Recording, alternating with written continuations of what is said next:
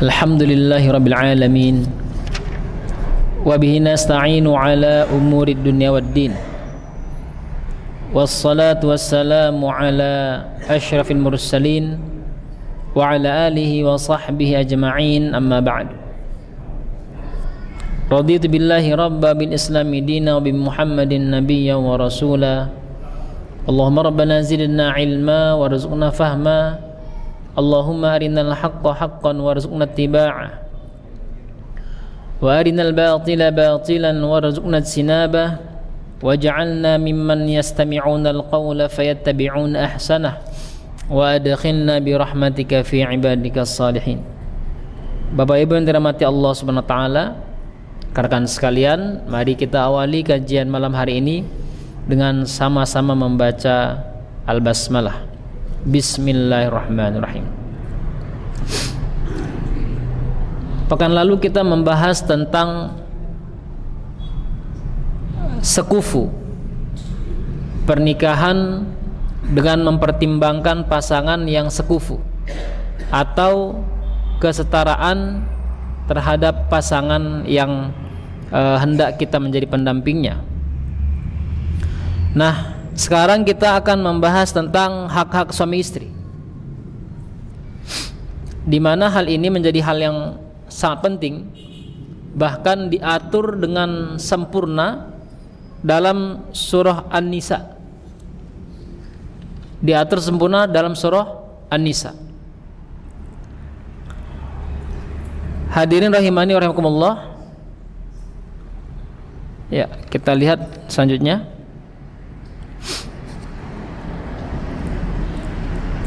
Dua komponen vital dalam pernikahan, yang mana kedua ini harus bisa dipastikan ditunaikan dengan baik. Pertama, bahwa pernikahan yang dilakukan oleh dua pasangan ini, suami istri ini, harus sah dalam pandangan agama. Sah dengan catatan syarat dan rukun nikahnya harus terpenuhi. Yang kedua,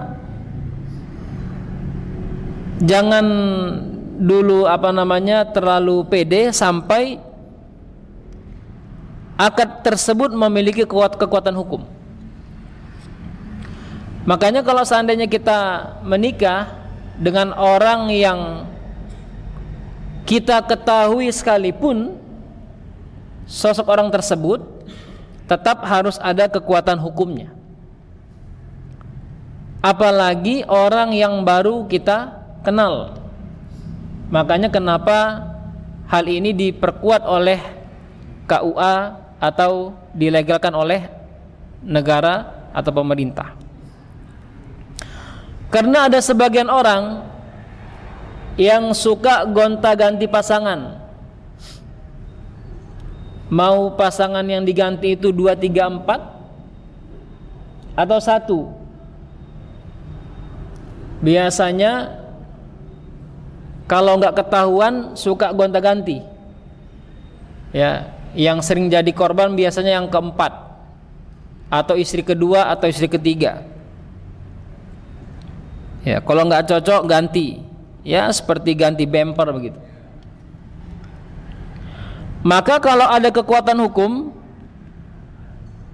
hak-hak suami istri akan tertunaikan. Karena ada orang yang benar-benar tidak takut sama Allah, walaupun dalam hukum agama sudah sah, tetapi karena dia tidak takut sama Allah Subhanahu wa taala, dia permainkan pernikahan tersebut. Nah, maka harus ada kekuatan hukum. Jangankan tidak berkekuatan hukum, berkekuatan hukum saja banyak yang problem. Ada kasus di ada banyak kasus di Indonesia ini, karena terjadi oleh keluarga saya tahu benar. tanpa sepengetahuan istri yang pertama menikahlah suaminya menikah dengan sah dan tercatat dalam KUA. Artinya, nanti akan kita bahas, artinya ketika pernikahan itu sah, langsung saat itu juga terjadi hak-hak suami istri, diantaranya adalah si istri mewarisi suami, si suami mewarisi istri.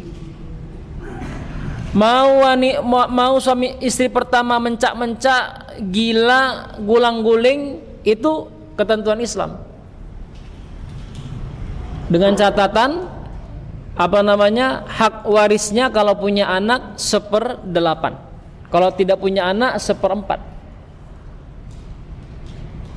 Tetapi karena tidak paham agama atau tidak mau harta itu dibagi kemana-mana, si istri pertama menguasai harta suami yang baru meninggal itu.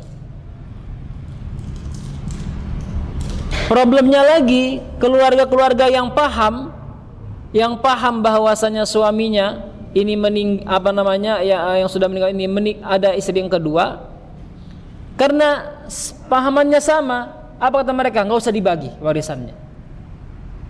Harusnya wa ta'awanu 'alal birri wat taqwa, bekerja samalah kalian tolong menolong dalam ketakwaan dan kebaikan. Apa yang terjadi? Malah bermaksiat, mendukung jangan sampai warisan tersebut dibagi ke istri yang kedua. Mau istrinya 1, mau istrinya 2, mau istrinya 3 atau 4, ketika meninggal suami ada anak, maka seluruh istri tersebut mendapatkan bagian 1/8. 1/8 dibagi 4. Ya, 1/8 bagi 4. Hadirin rahimani wa rahimakumullah. Maka permasalahan sah dan berkekuatan hukum ini jangan sampai dipandang sebelah mata. Karena ketika sudah berkekuatan hukum, istri yang kedua ataupun bahkan yang pertama memiliki hak untuk menggugat ke ke ranah hukum, sehingga tidak terjadi kezaliman dalam hal ini. Yang kedua, hal-hal yang wajib dipahami kepada kita yang sudah menikah ataupun akan menikah dalam waktu dekat, bahwa yang pertama, istri itu bukan barang yang dimiliki oleh suami, atau sebaliknya suami itu bukan barang milik istri. Itu adalah titipan yang harus dijaga. Baik titipan itu titipan keluarga atau amanah dari Allah Subhanahu wa taala. Maka tidak boleh ada suami yang menyakiti istrinya, terkhusus secara fisik, dan sebaliknya. Tidak boleh ada istri yang semena-mena menyakiti suaminya. Ya, setidaknya jangan sampai seperti sinetron itu, suami-suami takut. Yang kedua, bahwa ada kewajiban yang wajib ditunaikan oleh pasangan suami istri. Kurang lebih para ulama membaginya menjadi 3 macam dari hak-hak suami dan istri tersebut. Yang pertama, ada hak-hak yang wajib dipenuhi oleh suami kepada istri. Mungkin nanti kita bahas agak belakangan. Yang kedua, hak-hak yang wajib dipenuhi oleh istri kepada suami. Kemudian yang ketiga, hak-hak bersama, yaitu antara suami dan istri. Kita bahas satu persatu, hadirin rahimakumullah. Yang pertama adalah kita ambil dulu yang paling singkat pembahasannya, yaitu hak-hak bersama antara suami dan istri. Nah, kesadaran suami dan istri untuk melaksanakan kewajiban masing-masing dan kesediaan mereka guna memikul tanggung jawab adalah faktor penting yang sangat menunjang terciptanya ketentraman dan ketenangan batin. Inilah yang dimaksud dengan wa min ayatihi an khalaqalakum min anfusikum azwaja litaskunu ilaiha wa ja'ala bainakum mawaddatan wa rahmah inna fi dzalika laayati liqaumin yatafakkarun. Dan di antara tanda-tanda kekuasaan Allah adalah diciptakan darimu pasangan agar engkau tenang kepadanya, dan Allah Subhanahu wa taala berikan di dalamnya kecintaan, kasih sayang, mawaddatan wa rahmah. Dan sungguh pada hal itu terdapat tanda-tanda kebesaran Allah bagi mereka yang berfikir. Nah, maka yang pertama, hak bersama antara suami dan istri ini adalah halal melakukan hubungan suami istri dan sama-sama merasakan kenikmatan dari pasangannya, di mana kehalalan ini menjadi milik bersama, bukan hanya satu pihak. Suami halal mendapatkan kenikmatan dari hubungannya dengan istri, sebagaimana istri juga halal mendapatkan hal yang sama dari suami. Mendapat kenikmatan ini merupakan hak bersama dan tidak dapat dicapai kecuali jika mereka berdua merasakannya bersama-sama, karena tidak mungkin hanya dirasakan oleh salah satu pihak. Yang kedua, hubungan mahram berdasarkan perbesanan. Artinya ketika terjadi pernikahan tersebut, istri menjadi mahram ayah, kakek, dan anak laki-laki suaminya sampai seterusnya. Artinya kalau dia menikah dengan laki-laki yang membawa anak, ya, laki-laki membawa anak, maka anak-anaknya itu mahram ke ibunya. Sebaliknya, suami menjadi mahram bagi ibu, nenek, dan anak-anak perempuan istrinya hingga seterusnya. Artinya ketika ada laki-laki yang menikahi perempuan yang membawa anak, maka anak-anak si perempuan ini menjadi mahram bagi suaminya. Artinya tidak boleh dinikahinya setelah terjadi senggama. Setelah terjadi senggama, tidak boleh dia nikahi anak-anaknya. Tetapi pas menikah belum senggama, nggak cocok, cocoknya sama anaknya gitu. Pak, pas menikah sama perempuan ini nggak cocok sama ibunya, cocok sama anaknya. Selama belum terjadi senggama, maka si laki-laki boleh menikahi anak si perempuan itu. Ya, makanya sebelum akad berpikir panjang-panjang.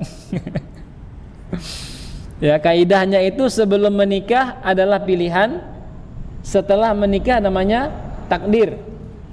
Sebelum talak namanya pilihan, setelah talak namanya takdir. Maka tentukan takdirmu. Ya, jangan main-main dengan takdir. Yang ketiga, masih hak-hak bersama antara suami dan istri adalah berlakunya hukum saling mewarisi. Mulai akad dilangsungkan, sah langsung. Saat itu juga berlaku hukum waris. Karena enggak jarang terjadi qadarullah, saya terima nikahnya meninggal istrinya, saya terima nikahnya meninggal suaminya, baru akad.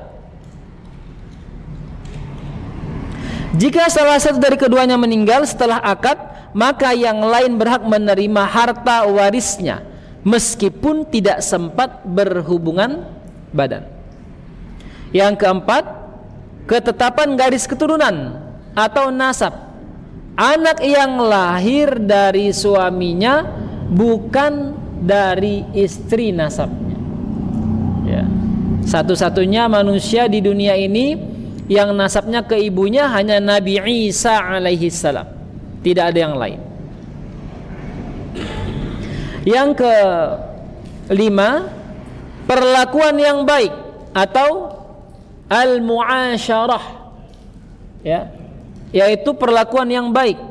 Baik suami maupun istri sama-sama wajib memperlakukan pasangannya dengan baik agar senantiasa harmonis dan tentram, sebagaimana yang Allah firmankan, dan pergaulilah mereka dengan baik. wa ashiruhunna bil ma'ruf, dan pergaulilah mereka dengan baik. Jadi bahasa baik di sini atau ma'ruf adalah hal-hal yang lumrah dilakukan oleh manusia. Hal-hal yang lumrah dilakukan oleh manusia. Ketika ada suami menggauli istrinya dengan cara yang tidak lumrah, maka di sini terjadi dosa. Misalnya ada suami yang berhubungan dari belakang istrinya, dari anusnya, maka di sini tidak termasuk muasyarah bil ma'ruf.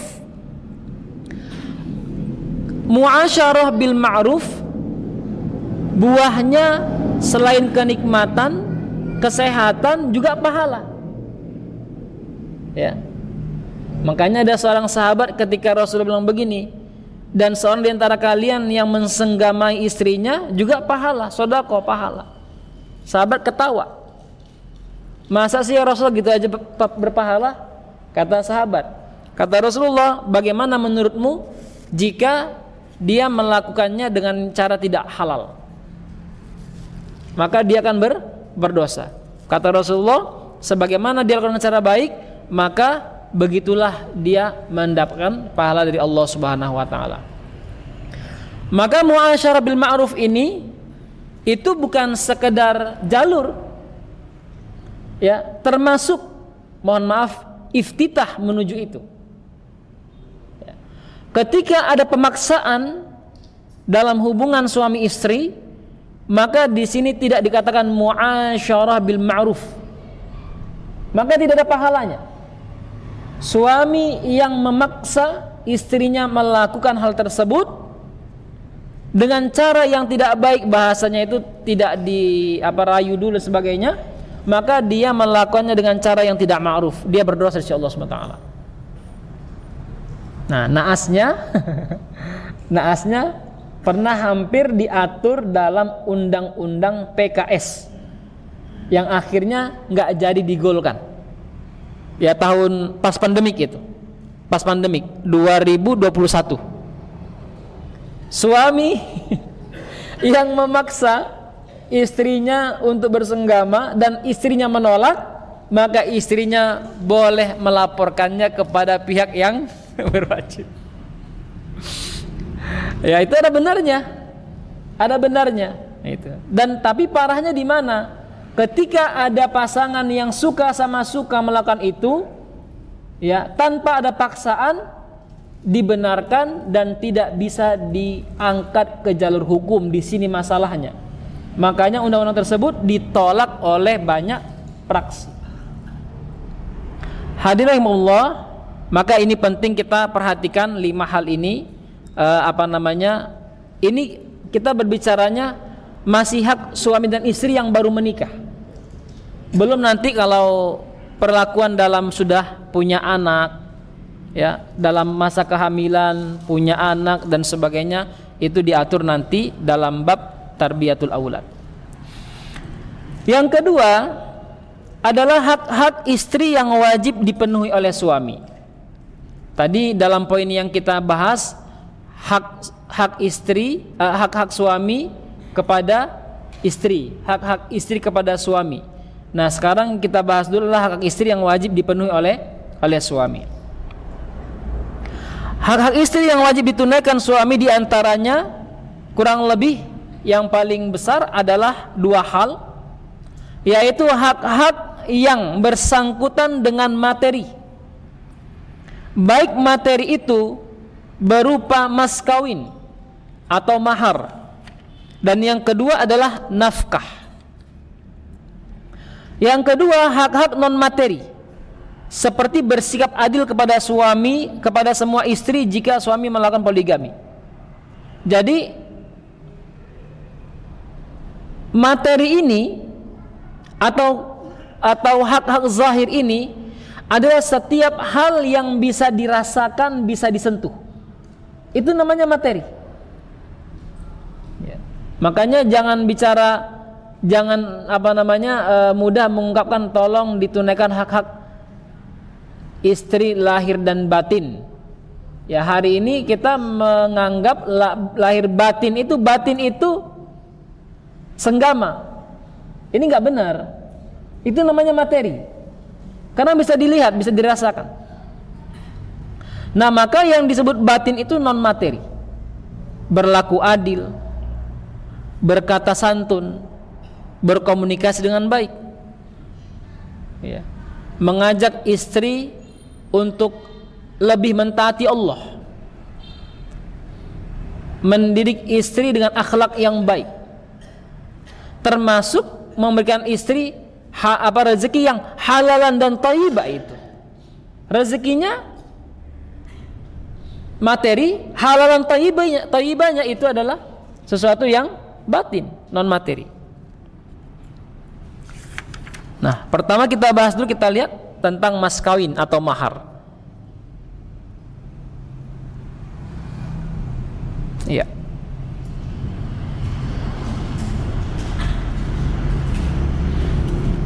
Ya, terkhusus bagi jemaah yang mungkin akan menikah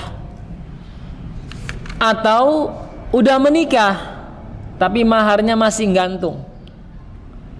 Misalnya maharnya dibayar tanpa cash gitu. Pertama yang mau kita kuatkan, bahwa dulu di zaman jahiliyah perempuan itu barang dagangan. Barang dagangan, barang warisan. Kalau ada laki-laki yang suka sama perempuan, ya kalau dia suka datang aja ke perempuan tersebut, bilang saya mau menikahi kamu, selesai. Setelah mereka menikah, punya anak, meninggal suaminya, itu istri jadi warisan anaknya.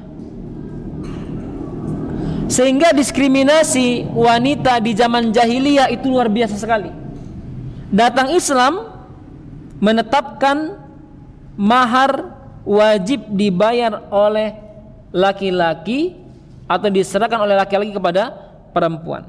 Nah, ini jadi salah satu bukti tingginya perlindungan dan penghormatan Islam terhadap wanita. Yang kedua, bahwa mahar yang diberikan oleh laki-laki kepada si perempuan itu menjadi hak milik pribadi istri tersebut. Maka suami tidak boleh mengganggu mahar yang telah diberikan. Dan mahar itu bukan uang ganti kepada ayah yang memberikan anaknya kepada seorang laki-laki. Nah, itu nanti jadinya barang dagangan jatuhnya. Dan pemahaman tidak seperti itu. Maka yang Allah Subhanahu wa taala sampaikan dalam surah An-Nisa ayat 4, berikanlah mas kawin atau mahar kepada wanita yang kamu nikahi sebagai pemberian dengan penuh kerelaan. Kemudian jika mereka menyerahkan kepada kamu sebagian dari mas kawin itu dengan senang hati, maka makanlah, ambillah pemberian itu sebagai makanan yang sedap lagi baik akibatnya. Surah An-Nisa ayat 4. Maksudnya adalah berikanlah mahar kepada wanita sebagai kewajiban tanpa imbalan. Jika setelah menerimanya wanita tersebut memberimu sebagiannya tanpa alasan terpaksa, rasa malu ataupun tertipu, maka terimalah sebagai pemberian yang baik dan tidak berdosa. Makanya luar biasa sekali ketika beberapa pasangan dihadapkan dengan problem perekonomian, ya, istri bilang begini, mas, ini mahar kemarin kayaknya cukup untuk modal dagang gitu. Nah, Masya Allah, nggak jarang menjadi berkah yang luar biasa, berkembang. Akhirnya mahar istri kembali dan mereka hidup dalam keadaan bahagia. Jika seorang istri memberi sebagian harta miliknya karena terdorong rasa malu, takut atau tertipu, maka tidak halal menerimanya. Allah Subhanahu wa taala berfirman, dan jika kamu ingin mengganti istrimu dengan istri yang lain, sedang kamu telah memberikan kepada seseorang di antara mereka harta yang banyak, maka janganlah kamu mengambil kembali darinya barang sedikit pun. Apakah kamu akan mengambilnya kembali dengan jalan tuduhan yang dusta dan dengan menanggung dosa yang nyata? Bagaimana kamu akan mengambilnya kembali padahal sebagian kamu telah bergaul atau bercampur dengan yang lain sebagai suami istri, dan mereka atau istri-istrimu telah mengambil dari kamu perjanjian yang kuat. An-Nisa 20-21. Mahar yang telah ditetapkan harus diberikan kepada wanita ini. Selain karena alasan di atas, juga menyenangkan hati dan membuatnya rela dipimpin oleh suaminya. Allah Subhanahu wa ta'ala berfirman, kaum laki-laki ia adalah pemimpin bagi kaum wanita. Oleh karena Allah telah melebihkan sebagian mereka laki-laki atas sebagian yang lain, dan karena mereka laki-laki telah menafkahkan sebagian dari harta mereka. An-Nisa 34. Selain itu, pemberian mahar juga dapat mempererat hubungan dan mensuburkan benih-benih cinta dan kasih sayang. Nah, ini berkaitan dengan mahar. Kemudian kita lihat ukuran mahar atau takaran mahar. Apakah Islam menetapkan kepada kita ukuran mahar tersebut? Berapa hukumnya? 2 gram emas, 3 gram emas, 10 gram, 1 kilo, 2 kilo? Maka di sini bahwa ukuran mahar dalam syariat Islam tidak memberi batas minimal ataupun maksimal pada mahar, karena ada perbedaan manusia antara kaya dan miskin, lapang dan sempit. Setiap tempat memiliki kebiasaan dan tradisi yang berbeda, sehingga tidak ada batasan tertentu agar setiap orang dapat menunaikannya sesuai kemampuan, kondisi ekonomi dan tradisi keluarganya. Semua teks yang menjelaskan mahar tidak mensyaratkan apapun selain harus memiliki nilai tanpa menimbang jumlahnya yang sedikit ataupun banyak. Nah, maka di sini kita lihat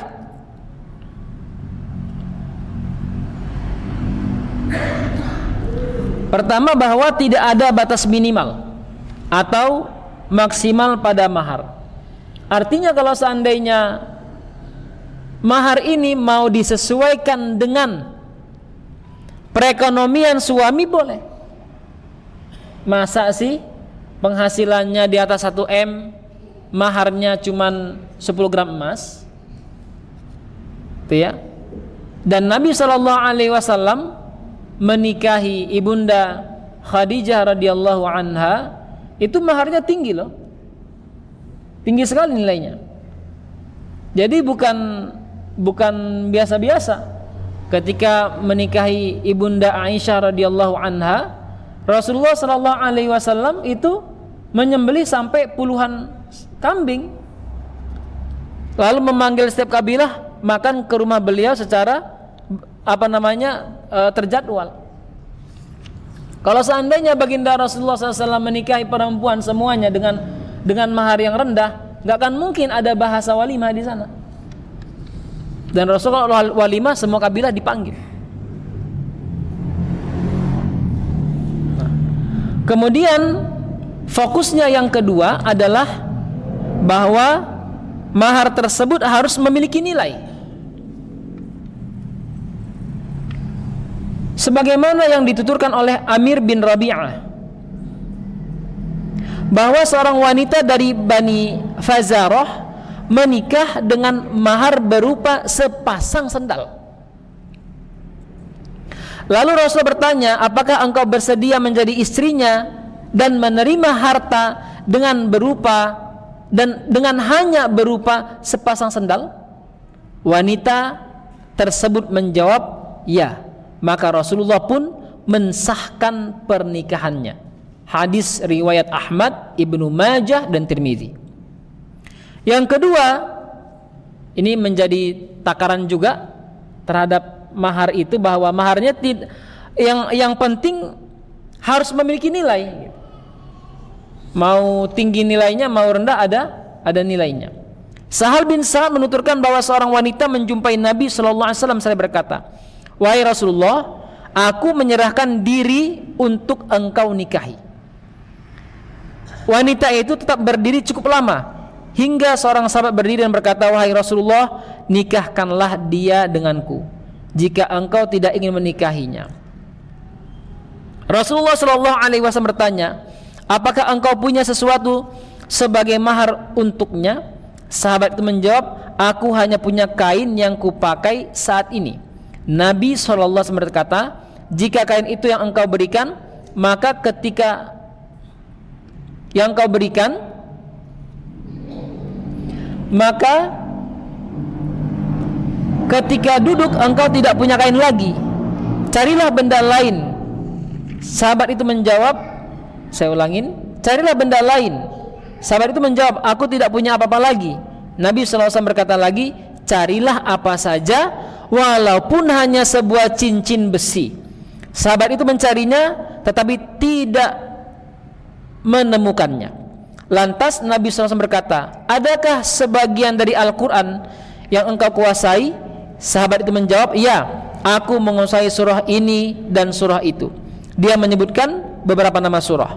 Nabi SAW berkata, kalau begitu aku menikahkan kalian berdua dengan mahar ayat-ayat Al-Quran yang engkau kuasai. Hadis riwayat Bukhari dan Muslim.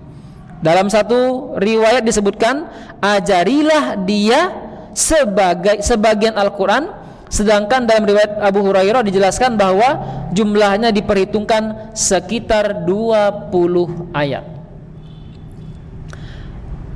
Dalil yang ketiga, bahwa Anas menceritakan kisah Abu Talha ketika meminang Ummu Sulaim. Ketika itu Ummu Sulaim berkata, demi Allah, lelaki sepertimu sulit ditolak, tapi engkau masih kafir sedangkan aku muslim. Aku tidak boleh menikah denganmu. Jika engkau masuk Islam, maka itu maharku. Aku tidak akan menuntut mahar yang lain dari itu. Kemudian mereka pun menikah dengan mahar tersebut. Nah, artinya di sini selama ada jaminan-jaminan tanpa ada pertimbangan ukuran, takaran harga dan sebagainya, sudah bisa menikah. Maka kita nggak tahu juga ini. Terkadang orang Indonesia itu dengan bahasa, dengan mahar seperangkat alat sholat dibayar tunai gitu. Alhamdulillah tunai Pak, dibayar utang dulu. Hadirin rahimakumullah, ini ukuran mahar. Walaupun nanti kalau kita berbicara tentang tradisi kebudayaan, kami hidup di Libya 6 tahun, itu selalu mendengar kesulitan orang-orang lelaki-lelaki Libya itu menikah. Mereka ada yang menikah itu, kalau ada yang menikah di bawah umur 30 itu keren sekali Pak. Keren sekali. Kenapa? Karena jarang menikah di umur segitu. Orang tua laki-laki menstandarkan maharnya sampai 15.000 dinar. Dulu pas masa kami di sana, satu dinarnya itu 8.000 rupiah. Artinya dia harus punya uang berapa itu? Kurang lebih 100 juta. Dia harus punya uang 100 juta dulu. Itu uang mandek di rekening. Belum untuk walimahnya, untuk antarannya. Akhirnya apa yang terjadi? Mereka menikah rata-rata di atas 20, 40. Dan perawan tua di sana banyak Pak, biasa itu perawan tua. Ya. Nah, maka alhamdulillah di Indonesia nggak seperti itu. Semoga orang tua Indonesia yang di Indonesia ini dengan memudahkan pernikahan itu menjadi asbab pahala tersendiri untuk kita semua. Tetapi jangan pula dimudah-mudahkan. Gara-gara mudah banget menikah di Indonesia ini, udah belum menikah pun udah dibawa kemana-mana. Nah, ini berkaitan dengan mahar Bapak Ibu. Mungkin ada beberapa hal yang mau kita tanyakan sebelum dilanjutkan. Persilakan. Silakan Bunda. Ada mic-nya. Tolong mic-nya dikasih. Ini ada Ibu di sini. Samping sekitar antum.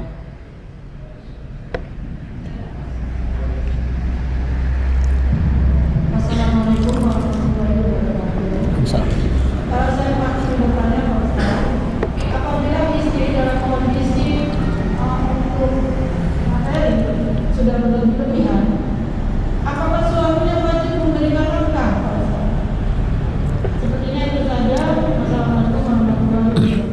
Waalaikumsalam warahmatullahi wabarakatuh.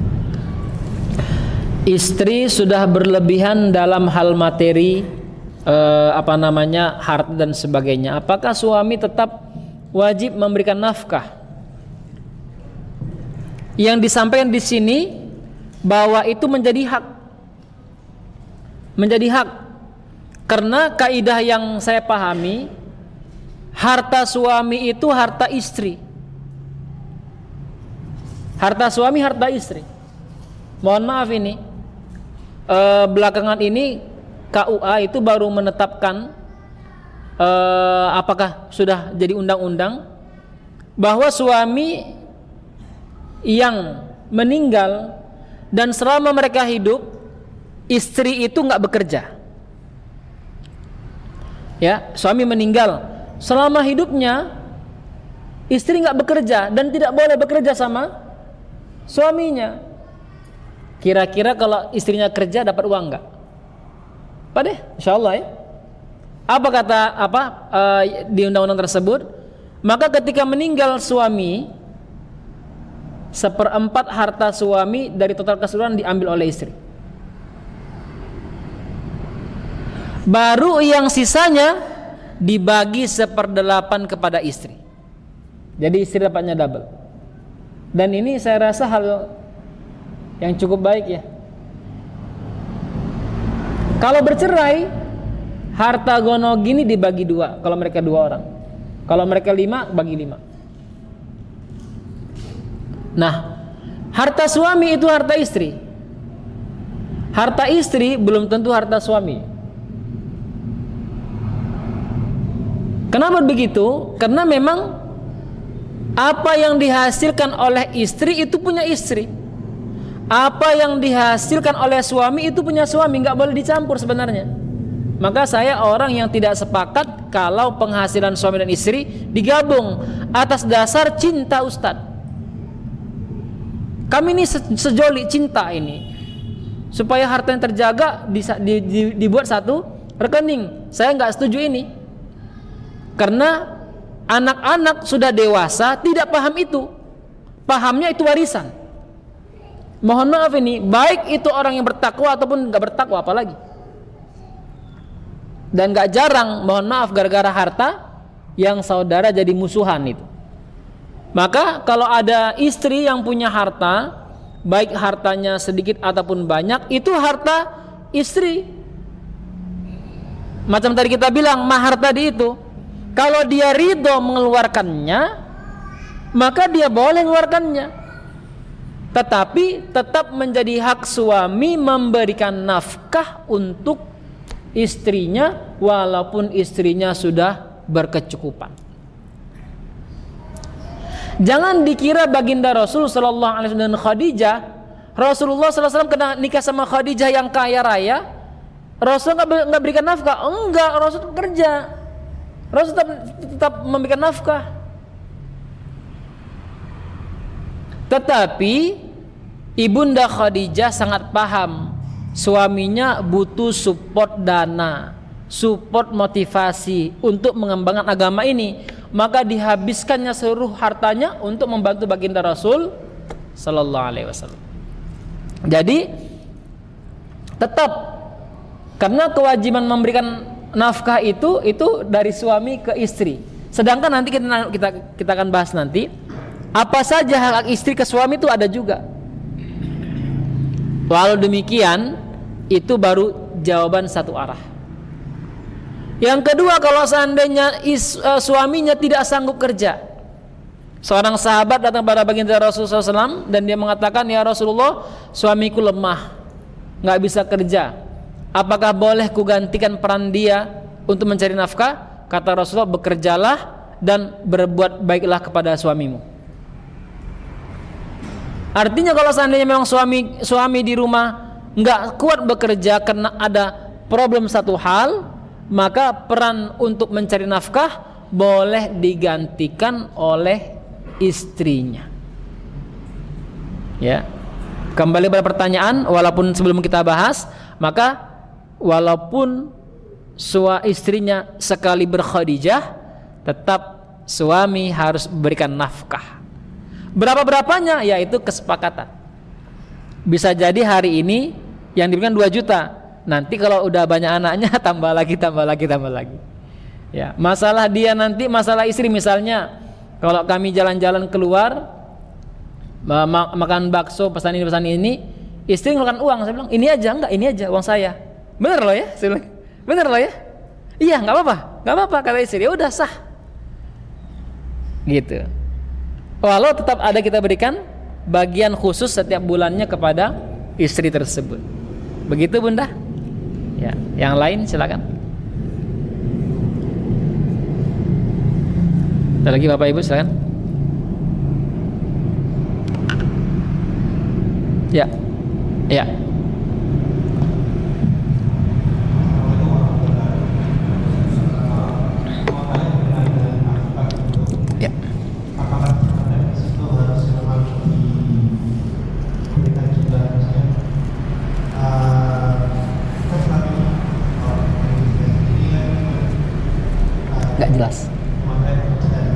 Nggak jelas suaranya. Ya.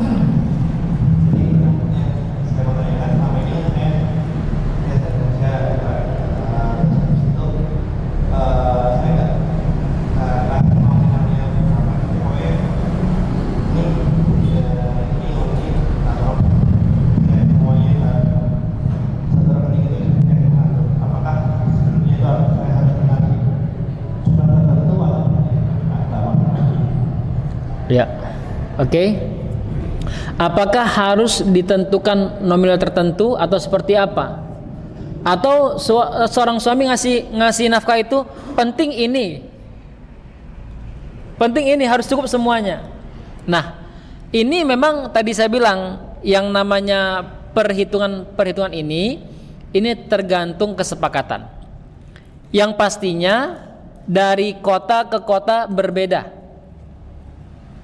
Dan satu hal yang harus kita pahami, kebutuhan itu tidak bisa, terkadang ngukurnya susah. Ya, ngukurnya susah. Pas kita berdua sama istri, alhamdulillah 700.000 cukup. Tapi itu kan di luar mengurus badan atau tubuh. Kita dengar dulu azan.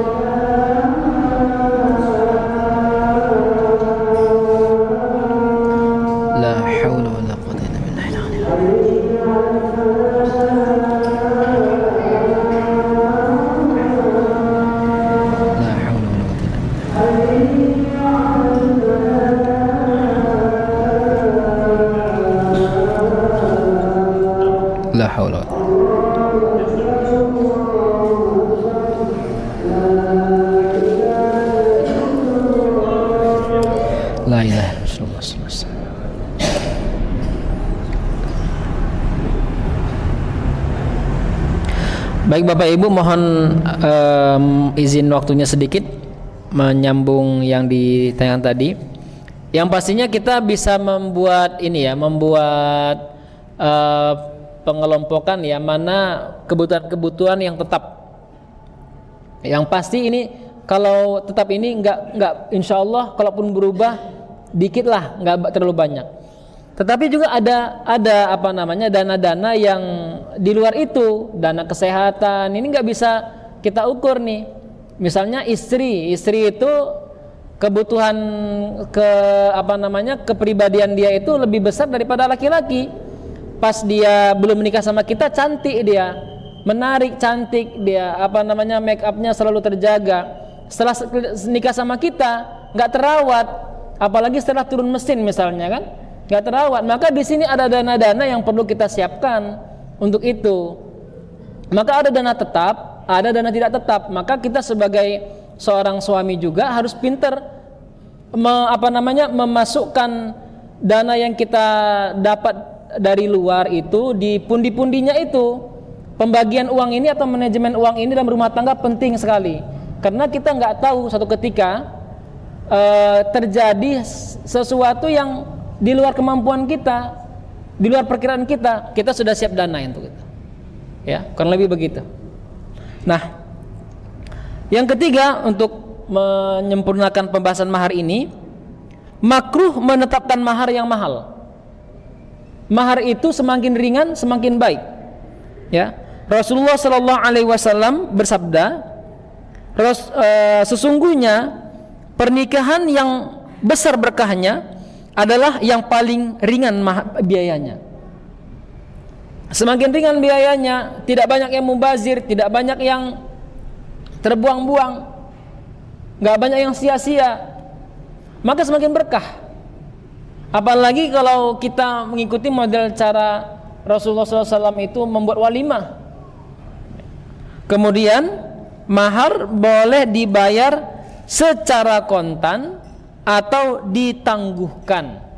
Ya, artinya kalau kita kemampuannya, saya punya uangnya kayaknya bulan depan deh, tapi harus sudah menikah sekarang, maka boleh ditangguhkan dengan catatan hal tersebut pasti dan tercatat agar segera dibayar saat telah dipenuhi atau mendapatkan biaya untuk itu.